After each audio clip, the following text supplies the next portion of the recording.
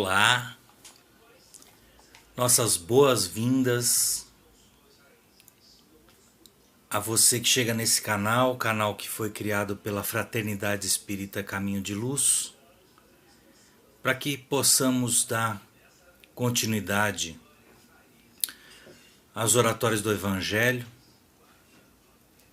Então temos mais esse canal agora que a gente vai manter atualizado com as oratórias semanais, de forma que cada um possa, da onde estiver,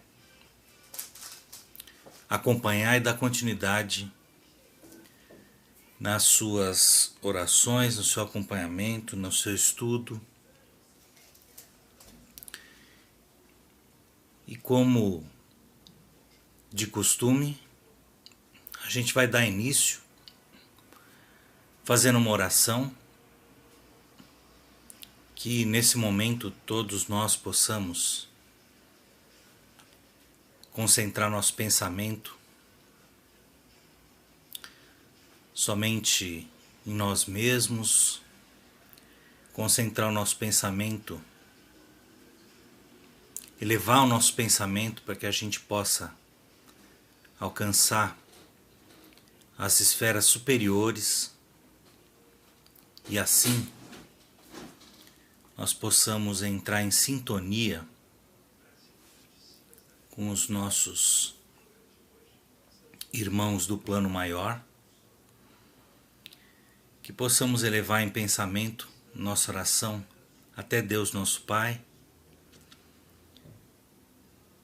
e que assim possamos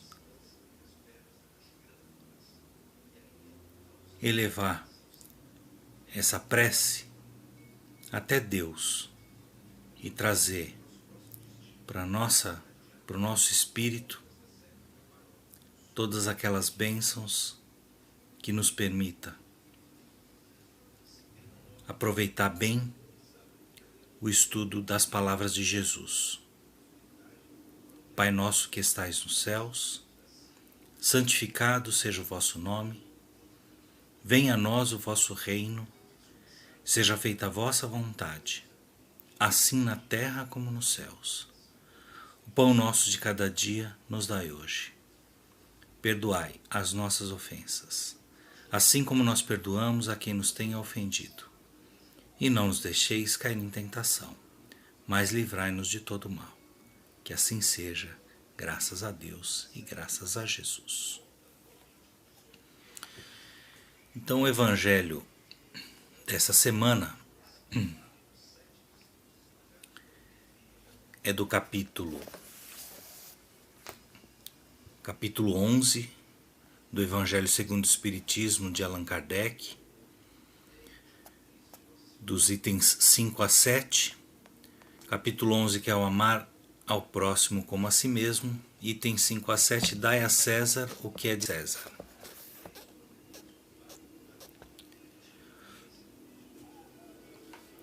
E o texto bíblico é assim: Então os fariseus, tendo se retirado, decidiram entre si surpreendê-lo em suas palavras. Mandaram-lhe, pois, seus discípulos, os herodianos, dizer-lhe: Senhor, sabemos que sois verdadeiro e que ensinais o caminho de Deus pela verdade, sem considerar a quem quer que seja. Porque não considerais a pessoa nos homens. Dizei-nos, pois, vosso conselho sobre isto. É-nos permitido pagar o tributo a César ou não pagá-lo? Mas Jesus, conhecendo a sua malícia, lhes disse: Hipócritas, por que me tentais? Mostrai-me a peça de dinheiro que se dá para o tributo. E tendo eles lhe apresentado uma moeda, Jesus lhes disse: De quem é esta imagem e essa inscrição? De César, disseram-lhe. Então Jesus lhes respondeu: Dai, pois, a César o que é de César e a Deus o que é de Deus. Tendo ouvido falar dessa maneira, admiraram-se de sua resposta e, deixando-o, se retiraram. Isso está em Mateus, versículo 15 a 22, e em Marcos, capítulo 12, versículo 13 a 17. Então, só para a gente contextualizar essa parte da história, os fariseus, que são os doutores da lei, aqueles que seguem estritamente as leis de Moisés, eles tinham aversão ao pagamento de tributo que era cobrado dos romanos. Os romanos, o Império Romano que dominava a região, cobrava impostos dos povos hebreus e eles, os publicanos, eram os cobradores de impostos, eram odiados pelos fariseus por cobrar impostos para o Império Romano.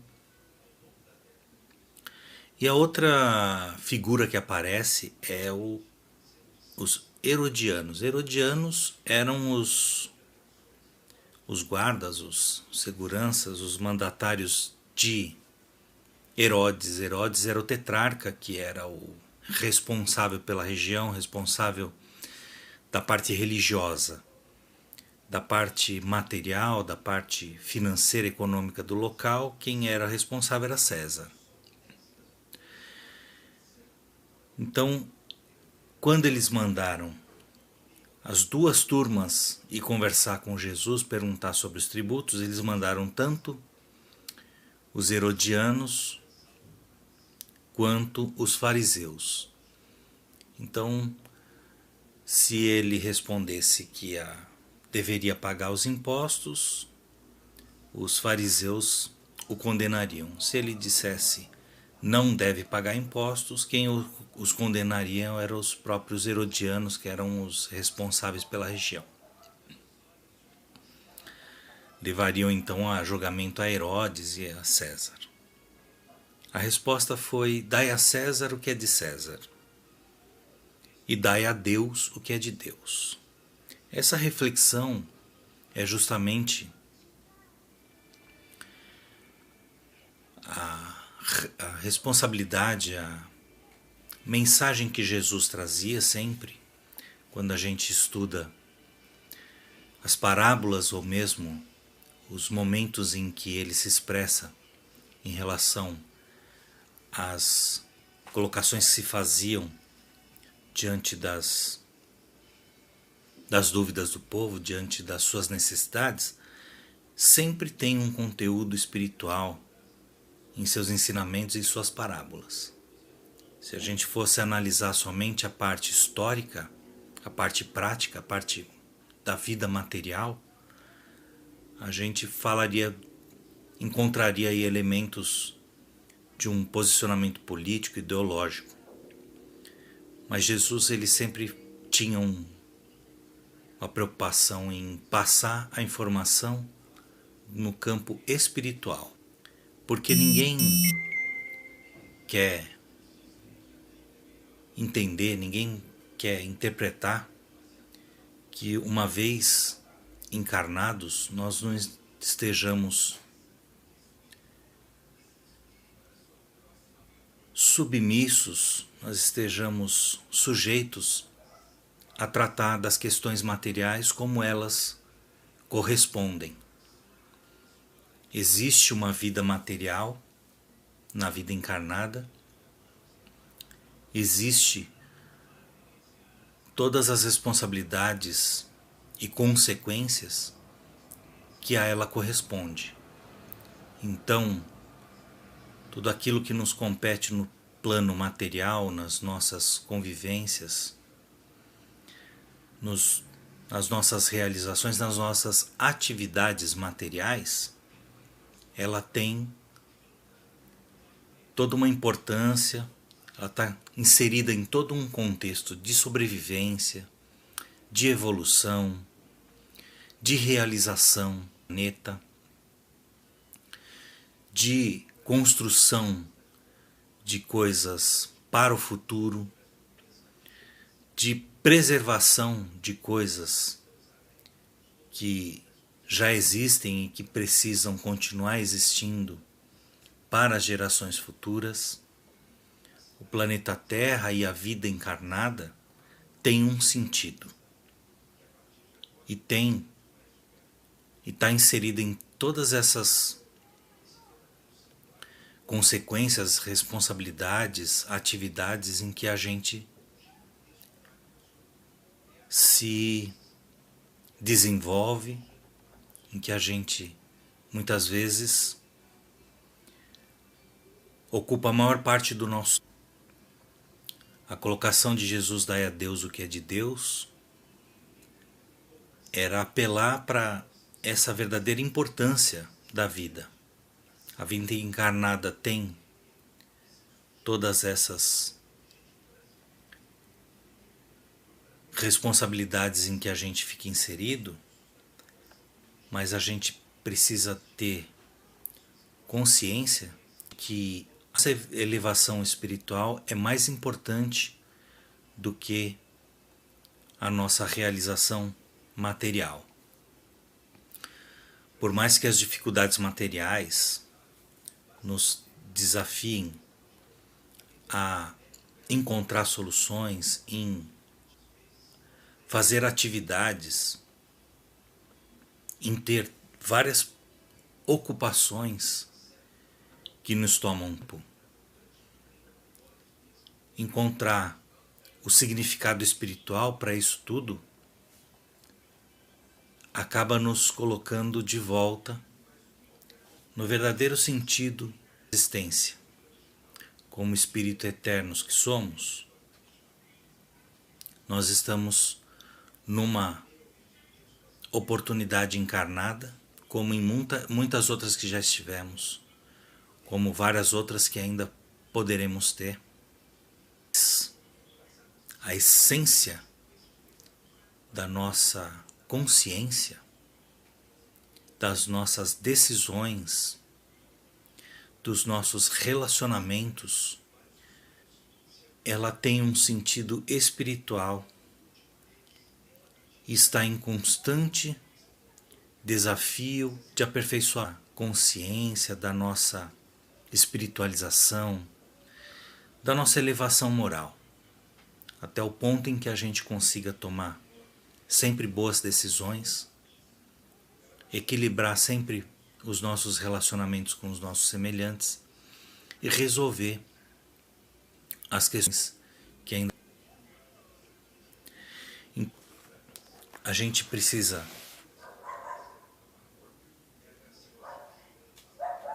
mesmo que a gente esteja passando por, concentrar nosso pensamento em como aqui nos ajudar a repensar as nossas vidas, as nossas decisões de forma coletiva, de forma que funcione tanto para nós quanto para todos que convivem com a gente. Realmente, momentos em que a gente está precisando repensar muitos valores que nós temos com relação à vida material e com relação ao nosso futuro espiritual. Nossa vida material, para alguns desafios, pode não representar nenhuma solução. Quando há um maior, um problema,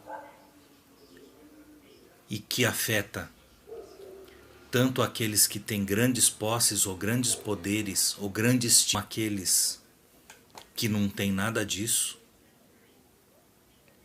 coloca numa condição de repensar se a gente não dá importância demais para a nossa questão material e deixando um pouco a nossa questão espiritual. Nesses momentos a gente está sendo desafiado a nossa proximidade, a nossa responsabilidade com os mais velhos, para com os mais novos, para com a educação das próximas gerações, para com a nossa responsabilidade para com o planeta. Se temos direito a fazer as coisas somente pela nosso próprio prazer, se a gente as coisas por nossa própria vontade, nosso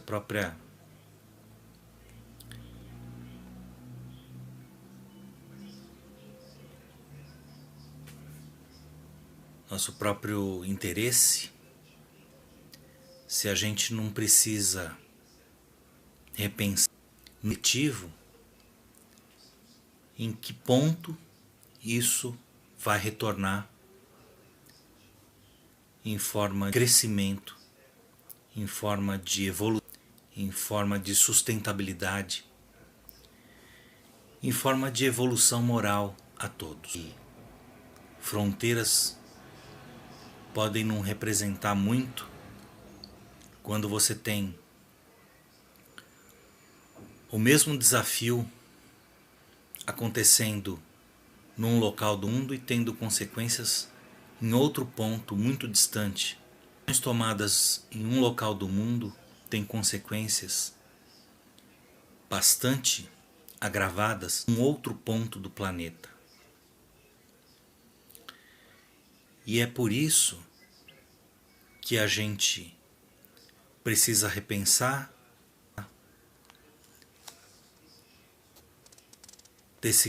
dessa passagem, amar ao próximo como se nós temos o sentido do amor, forma que Jesus nos colocou, Jesus nos desafiou a entender o amor como uma forma mais ampla, o amor não só como uma coisa que seja do meu interesse, nosso interesse pessoal, fraterno, um amor romântico, que o amor seja uma coisa mais ampla, que o amor seja em forma de atitudes que se toma, dando importância ao outro, dando importância significa ao próximo. O amor como forma de atitudes que representem melhores convivências, melhores relacionamentos, melhores decisões que vão melhorar ou que ao menos não vão piorar as condições do nosso próximo, há uma roupagem toda própria, porque o sentido mais amplo de amor nos pede atitudes mais amplas de significado, ações que podem representar ou naqueles que eu tenho mais afinidade, mas com uma amplitude bem maior, do tamanho do planeta. E pensando naquelas gerações futuras que ainda vão ter uma oportunidade natória nesse planeta, isso se estende até para as nossas próximas gerações, numa dinâmica em que ações que são feitas hoje, a distância realmente me leva à minha felicidade ou me leva a me aproximar da que Jesus nos colocava como a verdadeira fraternidade, acaba norteando as decisões, norteando as próprias reflexões em relação a tendo como sendo dificuldade, tenha uma interpretação de que são desafios.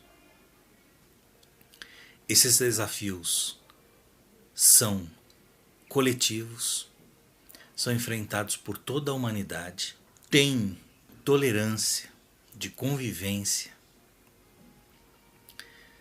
de preocupação com culturas e com muita oração. Oração por aqueles que estão em posição de tomar decisões, oração por aqueles ao adoecimento.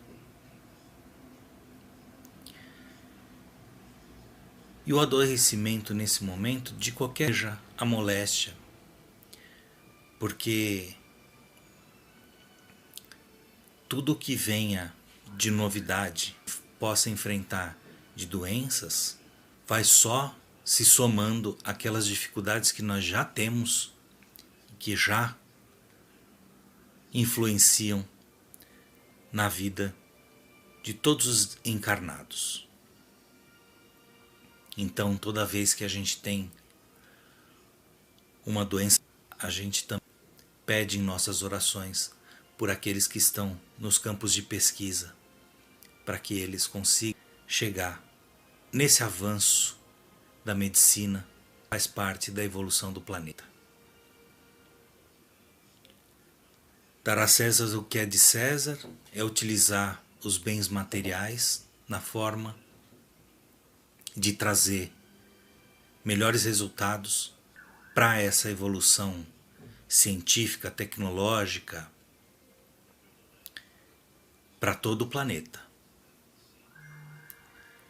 E dai a Deus o que é de Deus é para que as nossas orações, a nossa transformação puder ser de melhor para todo o planeta.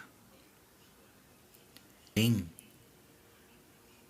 de mantermos a nossa elevação espiritual, para que a gente tenha confiança de que tudo isso vai da melhor forma, que os nossos pesquisadores vão encontrar uma saída melhor para todos e que todos nos sentiremos amparados novamente, todos nos sentiremos dentro de uma eternidade novamente. Vai a lembrança de mantermos em nossos lares, durante esses momentos em que a gente não puder estar juntos na fraternidade, o Evangelho no lar. Nós fazemos a nossa oração, nós não precisamos fazer nada decorado, não é elaborado para fazer uma oração, nós só precisamos fazer com sinceridade e criar um diálogo com Deus nosso misericórdia, Deus de amor, esse diálogo interno que nos possa. Fazemos a leitura de uma singela passagem do Evangelho, tecemos o comentário para que a gente consiga decorar, para que a gente consiga reafirmar mesmos que aquilo teve um significado prático em nossa vida e em nossas decisões futuras, de encerramento, de agradecimento, podemos fazer vibrações por nossos familiares e pelo planeta. Isso não precisa levar horas, é bem simples, bem rápido e bem significativo, porque traz para nosso lado que tanto precisamos nesse momento de dificuldade. Essa em cada lar, energeticamente se explana e todo o planeta abençoado por Deus. E isso significa a nossa contribuição nesse momento em que muito pouco podemos fazer em termos de atividades. Uma oração vale muito. Essa a diferença que está faltando no nosso planeta para que tenhamos a transformação para um planeta de regeneração.